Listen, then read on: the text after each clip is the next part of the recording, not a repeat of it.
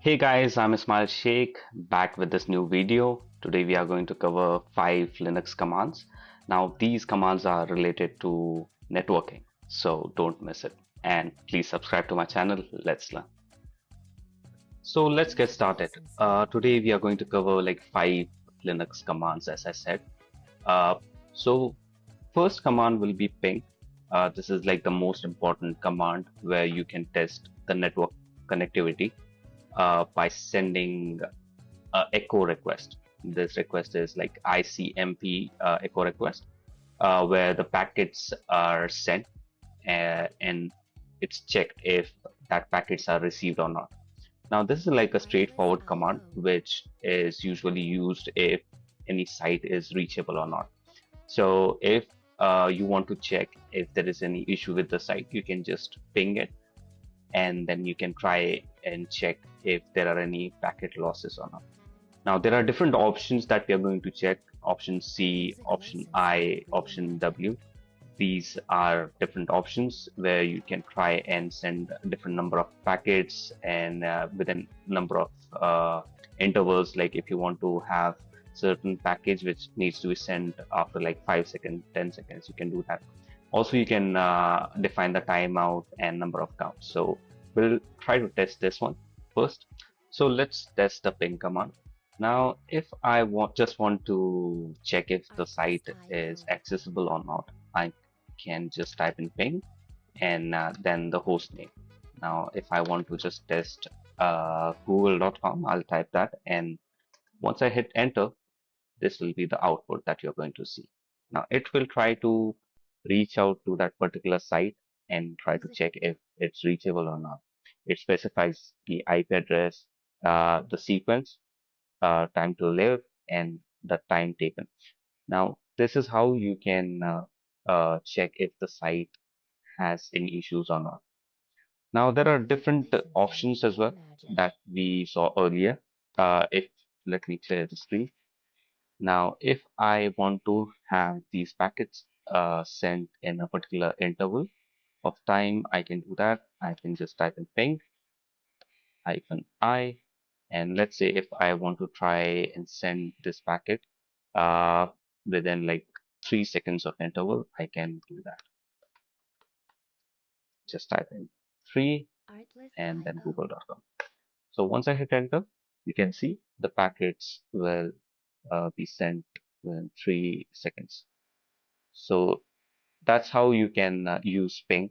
There's another combination that you can try.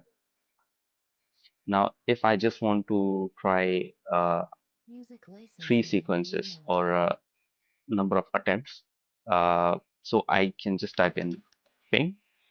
Let's say I want to have like only 3 sequences of packets which needs to be sent. I'll type in hyphen W, that's the option, and then 3, and then google.com. So it will just hit google.com 3 times. 1, 2, 3. And then you will see the details of the packets transmitted, uh, how many packets were lost, how much time it took, and all the stats and average stats here. So yeah, that's how it works. The second command is IPADDR. Now, this command is used to display network interface information.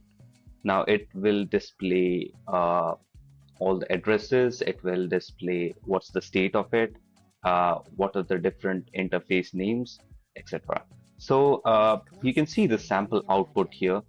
You can see the state is up, which means the interface is on right now. It will give you the IP addresses, it will give you the scope, and it will also give you IP6 address. So it gives you a bunch of information which is necessary while you are working with networks. Now, there are many other things which is mentioned here, but I will skip that part for now. But you can just get the gist how this command works. It will give you the overview about the interface. Now, what is the interface? In context where the computer networking and interface works like a logical connection point between two devices. Now, think of it as a doorway. It is point of entry or exit for any information which is flowing between devices. Now, let's test how ADDR command works. Let's just type in APD and this is the output that you're going to get. As I said, it gives you the interface name. That's the most important aspect of this command.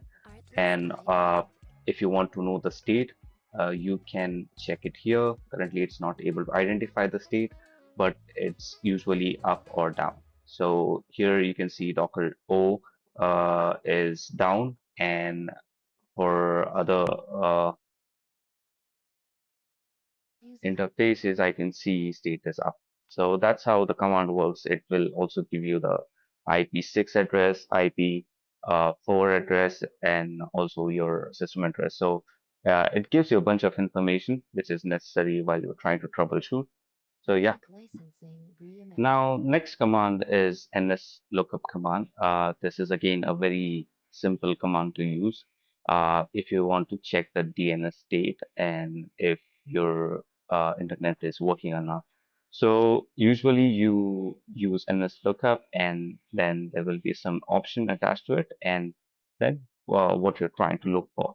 Now, if I'm trying to search for google.com, I will just type in nslookup uh, an option attached to it and then a google.com. So the sample output looks something like this. It will give you the server IP address. Now this shows the DNS server used. That is your router, which will be used to check that particular site. Now address. Now this address is just confirming connection to your DNS server by repeating its IP address. Now, the third section will give you this kind of information, which is just giving information about the site that you're looking for. Now, non-authoritative answer, which means that it might not be ultimate info or source of truth, but most of the times it's accurate. So if you are looking for information which is accurate, you need to have exact details of the website. But most of the times, if you're just typing nslookup, you will find this particular word there. So yeah, the last one is the address again, which gives you the IP address of the site you're looking for. Now, in this case, let's say if I'm just going for google.com, you will find the address for google.com on the bottom. Now let's test this nslookup command on terminal. Now let's try nslookup command. You just have to type in nslookup and then you can just type in the host name. This is the basic usage of nslookup. Now this is how your output looks like. You will see the server, the address, the DNS address, and again you will find the details about google.com here as well. Now there are different options that you can try here. Here you can see if you want to try the DNS server address with hostname, you can do that as well. Now if I try that, I will just type in google.com and I know that its DNS server address is 8.8.8. So you will get the details about google.com in that format.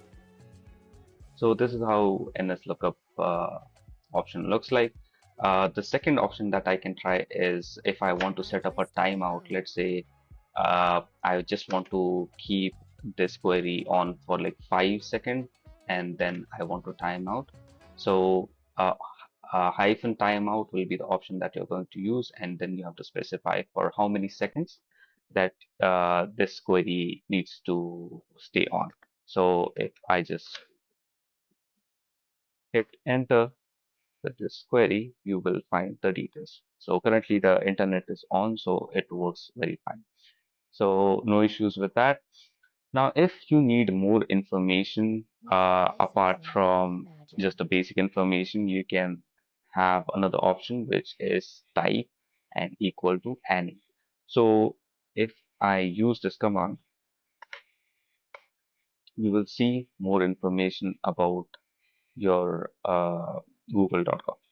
Now, NS1, NS2, NS3, NS4, these are name servers, and it will also give you IP6, again, the IP4 address, and the DNS. So that's how Nslookup command works.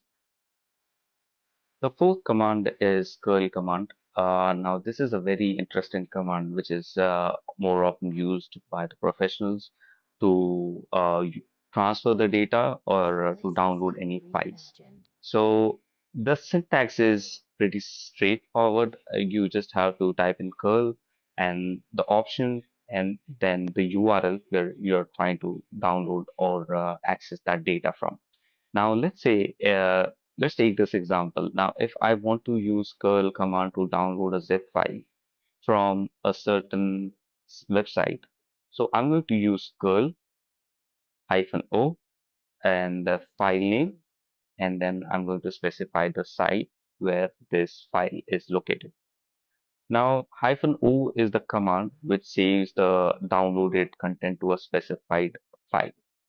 Now, this file will be created and the data will be transferred to it. Similarly, if you have a protected site where you have to specify the username and password, so you can use -u option, and then you can use username and the password and specify the file location where it's located. Now, similarly, if there is a need where you want to specify the HTTP method, like post, get, put, or delete, then you can use -x method, X option. So where you can specify what kind of request it is. Now, this is used mostly in API. So for now, you can just concentrate on these two main options, which is like mostly used.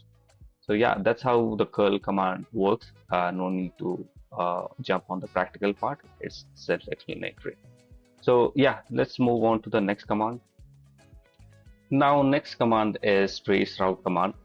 This is a very important command used by network engineers. Usually, it's used to find if there is any slowness with the site. Let's say if my website is taking too much time to load, then that time network engineers or any one who can use Linux can use this particular command and then calculate if there are any packets which are getting lost. Now, the syntax is pretty obvious. You just have to type in traceroute. There will be some options, and then what's the destination site you are trying to investigate. Now, these are the different options that I will be covering. -m will set number of hops that you can use to investigate. Let's say I just want to have 5 hops, then I can type -m and then 5. So also you can set up the timeout with -w, -q for number of probes, and -i for the interface that you're going to use to trace the route for, meaning the source and the destinations. Now let's check the sample of output, how it looks like. So this is how the output looks like. Now, the most important part here is traceroute to google.com. Now, this is the destination site that I'm going to investigate. How's my traffic and what the traffic looks like when I'm trying to reach to google.com. Now, it will give you the IP address here and number of hops. Now, what is 30 hops max? So this sets a limit on number of routers the traceroute will probe. Now, 30 is the number, sorry for that, And if it doesn't reach the destination within 30 hops, the trace will stop itself. So the second important part is these asterisks. Now, what's this indicate? It indicates that there is a packet loss. Okay, so what is RTT? RTT is again round trip time, how much time it takes for a round trip, and in it will be specified in milliseconds. And hop number, obviously the number of hops the packet has traveled, and IP address is self-explanatory. So that's how uh, this traceroute command works. Let's move on to the practical part. Now let's check the traceroute option. The first method will be straightforward traceroute, and I'm going to investigate google.com. So here you can see number of hops and the time taken for that particular hop. So it will directly start from the source until the destination is there. So it will calculate the time if there are any data loss. If there are any losses in the packets, you will see the asterisk signs here. So that won't be reachable. That's why it's an asterisk. And other time you will see how much time it takes for each hop to reach to google.com. So that's how the traceroute command works. If you want to add the timeout, if I just want to have a timeout of 10 seconds, so I can type in hyphen 10 and with the hyphen W option. So yeah,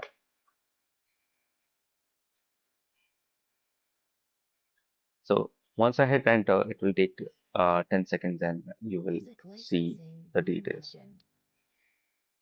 Yeah, so that's how the trace route option works with the timeout.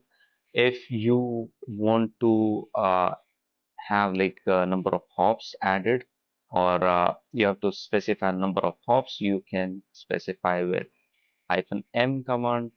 Uh, just type in trace route hyphen M and number of hops, and then the destination site. So for now, I just typed in 3 hops, and there you go, you are seeing 3 hops and the time it takes for those hops. So yeah, that's how traceroute command works. So yeah, that's about it. Thank you so much for watching this video. I hope you learned something, and please like the video if you liked it, and share this video with your friends and subscribe to my channel. Let's learn.